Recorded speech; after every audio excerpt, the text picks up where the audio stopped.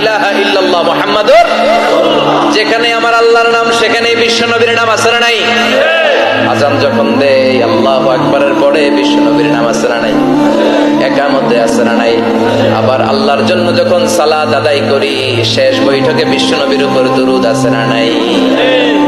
ওয়া রাফা'না লাকা যিকরাক, ও নবী আপনার নামকে আমি অনেক উপরে তুলে ধরেছি, আমার নাম যেখানে আপনার নাম ওইখানে, গোটা বিশ্বব্যাপী আপনার নাম ছড়ায় যাবে।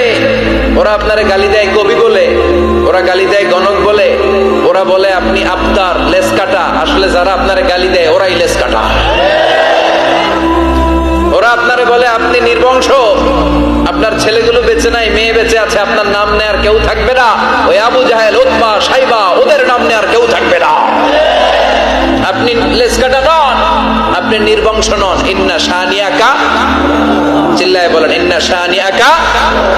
যারা আপনারা গালি দেয়, যারা আপনারা নিয়ে কটু কথা বলে, ওরাই লেসকাটা, ওরাই নির্বংশ, ওদের বংশকে আমি আল্লাহই নির্বংশ করে ছাড়ি। চিল্লায় বলেন ঠিক কিনা?